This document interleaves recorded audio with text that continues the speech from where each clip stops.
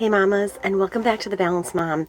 If you are due soon or possibly about to pop, like me any day now, then let's talk about Braxton Hicks versus the real deal, which is labor. So if you look online for signs of labor, you're going to get so many different answers. Some websites will have 5 ways to know you're in labor, others will have 7 ways, others will have 3 ways. But I will tell you, this being the 5th time around, about to deliver any day now, I feel like there's really one main way to know if you're actually in labor. So a lot of people will use the word Braxton Hicks, and I always wondered, what in the world is the difference between the two? To find out that the real difference is just one leads to labor and one basically is like the fake version of it. They both really feel the same. So then how in the world do you know which one is the real thing and which one is the fake one? The best thing you can possibly do to know is to make sure you time your contractions. You will basically feel your abdomen really tightening. You'll feel pressure, and at that time you'll definitely need to time your contractions just to see how far apart they are. So typically what will happen is they might be super dispersed, and that's what Braxton Hicks are. You might wake up at night, they might be 8 minutes apart, they'll drop to 5, they'll increase to 16 minutes apart. But when it's the real deal, they will be 7 minutes, then they'll drop to 5, and you'll see them consistently staying under the 5-minute range. Obviously, if they increase to 6 and then drop back down, you are good to go. From experience, better to head to the hospital in time than be too late and end up delivering somewhere else. Granted, that didn't happen, but we have been very close to not making it to the hospital on time. Now remember, everyone's going to have a different experience. Some people will experience Braxton Hicks a few months before they are due, just leading up to actual labor, while other people will only experience it a week before labor. It just all depends.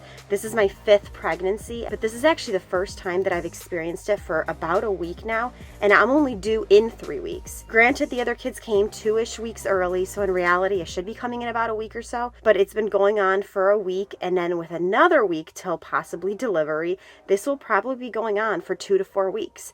And so it just really depends on your body. You'll see many other things mentioned online, like people will say, if you start to have diarrhea, that means you're about to go in labor soon.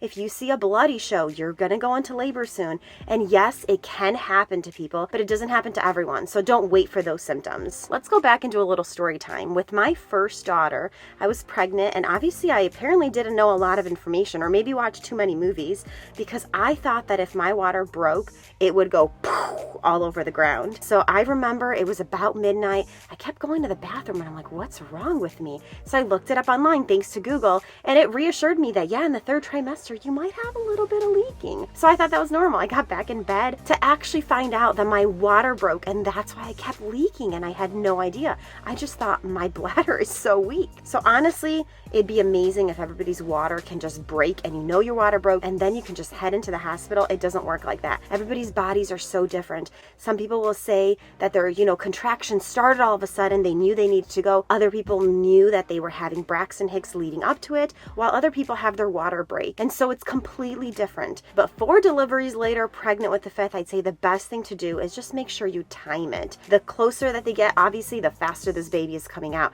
And it's also important, if you want to make sure that you labor more at home, you can time those contractions. If they are 15 minutes apart, you can move more, walk up and down the stairs. I did that again with the first one. My water broke, didn't know it was broken, and I decided to do some jogging up and down the stairs, which only triggered everything to move so much faster. However, if you're traumatized from giving birth naturally like I am, and you don't want to take that route, then you are definitely keeping an eye on how close the contractions are, and you are rushing to the hospital to make sure that you get there on time. So take a few seconds and make sure you download a contraction app. There are so many out there. I've used different ones with each child because I don't keep the apps for future pregnancies, so I just delete them and then download like one that has really good reviews, and then you just click start and stop. It's super simple. And hope you make it to the hospital in time to have this baby. Best of luck.